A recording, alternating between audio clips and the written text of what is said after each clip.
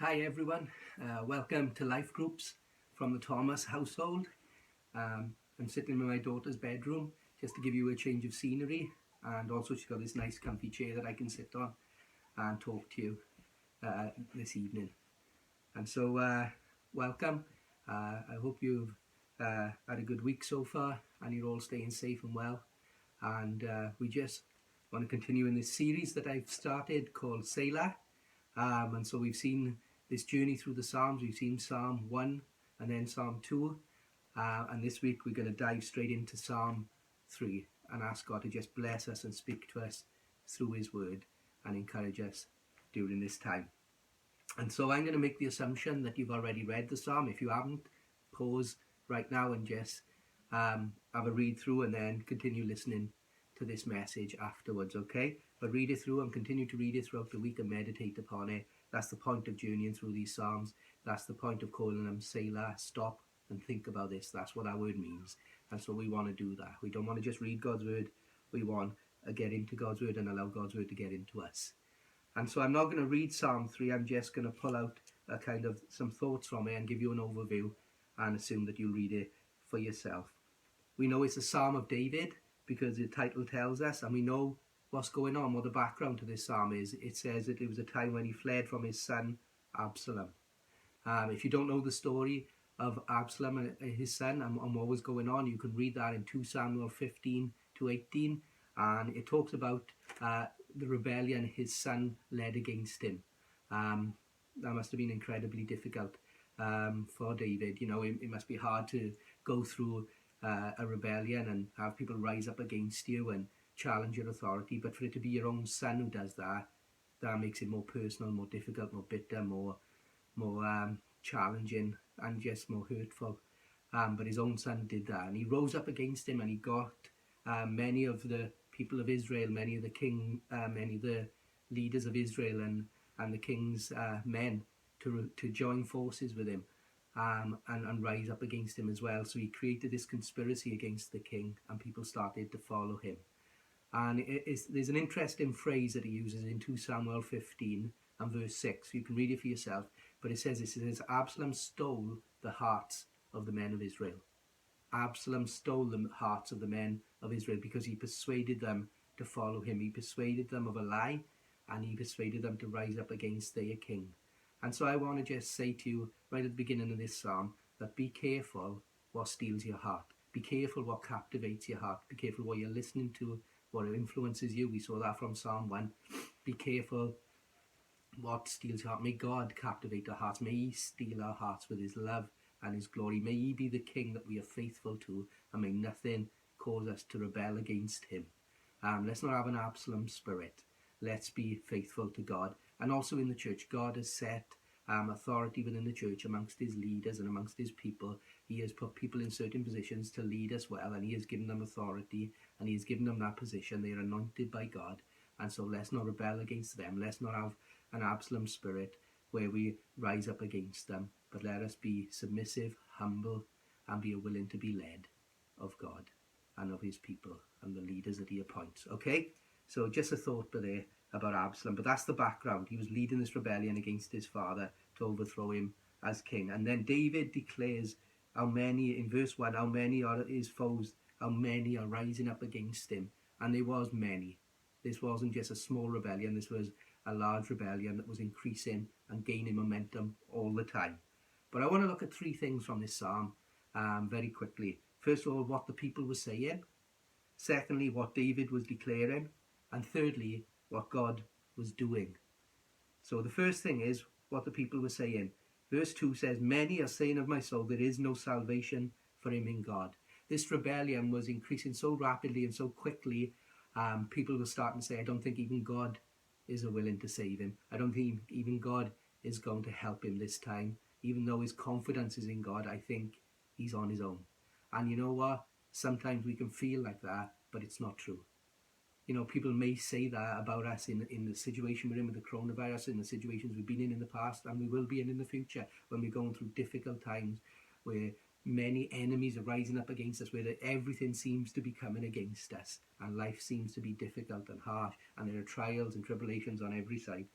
You know, People may say, where is God in all that? Where was God when he was going through that tragedy? Where was God when they were struggling with their health? Where was God in all of this? Many may say that, but just remember that there's only one voice we listen to. We don't listen to the voices of many that are bidding for our attention. We listen to the voice of God and what his word says. Many were saying about David that there was no salvation for him in God, but we know that the devil is the father of all lies, and he's come to kill, steal and destroy. And if he can kill our confidence and destroy our trust in God and steal our joy, he'll do that. And he'll lie to us and say God isn't with you, he's abandoned you, he's left you to do this on your own. You have no salvation from him, you have no help from him. And the enemy will lie to us to rob us of our confidence in God and the victory that he wants to give us. And so that was what the people were saying. But listen to what David was declaring in verses 3 and 4. But you, O Lord, are a shield for me, my glory and the lifter of my head. This wasn't a prayer that David was praying. This was a strong declaration of faith. You are. Not you will be, or I hope you will be, or you're going to be, or Lord, please be my shield and my help. No, you saying you are. You are my shield. You are my glory. You are the lifter of my head. He was declaring in faith, no matter what was being said from the other people, no matter what was being declared from his enemies, he was declaring from a heart of faith and from a spirit that was rising up in him of confidence in his God. You are my shield. You are the protector around me. You are the one who is going to hedge me in and guard me and keep me and sustain me and protect me. You are my glory. I'm not going to put confidence in myself. You are the one who's going to deliver me, and I'm going to give you glory. You're going to bring glory out of this situation, David was saying. What faith he had. And then that wonderful part where he says, and you are the lifter of my head. And any of you who've been to hear the New Hope Gospel Choir will remember the song that they sing based on Psalm 3, that he is the lifter of our heads. Wonderful song that we listen to. And I know it's Helen's favourite verse and favourite song as well, that declares the lifter of my head. And I just love that, because what it says to me is that God is close to us. He's intimate with us. He is a father to us, because if I was going to lift my daughter's head, then I would have to stoop down to her level. I would have to get close to her and reach out to her and lift her head up. And that's what God does for us as our Heavenly Father, who loves us unconditionally, unrelentingly. He stoops down and he lifts our head. In the midst of the storm and the difficulties and the trials, when we are discouraged and burdened and overwhelmed and our heads hang low, God the Father stoops down and lifts our head. He takes us by the chin and lifts our head so that we have a different perspective, so that we look beyond our circumstances and situation, and so that we look into his wonderful face, his beautiful face, and see him, that he is with us, he hasn't abandoned us, that what the people are saying are lies. God is with us. David was declaring what Romans 8:31 declared. If God is for us, who can be against us? David was declaring that before even the book of Romans was written. He knew that God was for him, and he was the lifter of his head. And I want to say to you right now, in this situation and difficulties we're finding us in with COVID-19 and the lock-in and isolation and all that's going on in these strange days, I want to say to you, allow God to lift your head up above these circumstances. Allow God to lift your head up out of anxiety, out of worry, out of depression, out of the struggles and trials and fears that these situations bring. Let God be the lifter of your head right now. Allow him to stoop down and lift you up and show you who he is. See God in all of this. See his beautiful face and know that he is the one who will protect you and keep you and be a shield around you. He says, I cried out to the Lord, verse 4, and he answered me from his holy hill. God answers the prayers of his people. God will deliver us. God will be with us, just as he was with David. He was going to deliver David from his son Absalom. And when you read the story, you realize he did, because God knew what Absalom was going to do. He knew what was in his heart, and so he was ready for this. Even though David was taken perhaps by surprise, God was not. And God is the same today. He answers our prayers. He knows what's going to happen, and he makes provision for that. So let's keep trusting him. And then finally, I want to finish with this. We've looked at what the people were saying. We looked at what David was declaring. And verses 5 and 6, we see what God was doing. It says, but It says, I laid down and slept, I woke again, for the Lord sustained me. How many of you know that when during times of difficulty and trial, where things are going on all around us, it's hard to sleep sometimes? How many of you have been there in the night hours where you're awake and you're just worrying about a certain situation, a certain circumstance? You're worrying perhaps about family or friends or things that are going on, and you're just lying there and you want to sleep, but you can't seem to rest. Well, David, in the midst of his storm, was able to sleep and rest because his confidence was in God. Although he had many rising up against him, even his son coming against him to dethrone him, he slept because he knew who his sustainer was. God sustained him, and he gave him rest, and he gave him deliverance, not only from his enemies, but from fear.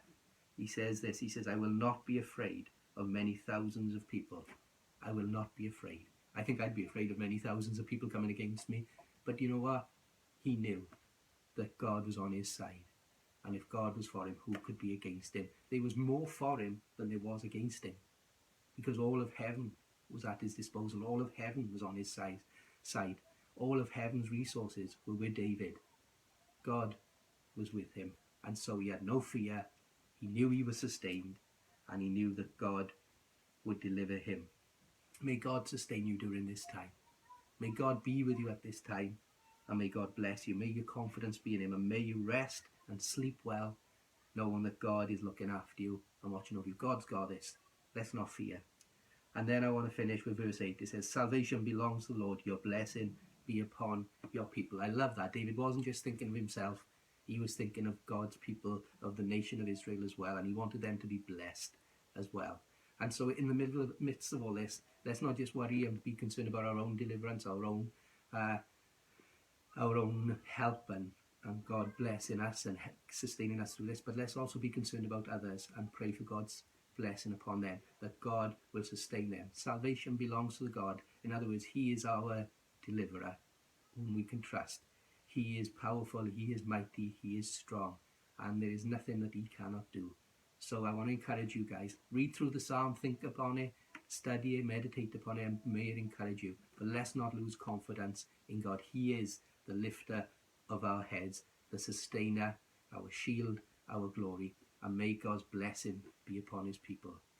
See you next week. May God bless you. I'm excited about next week.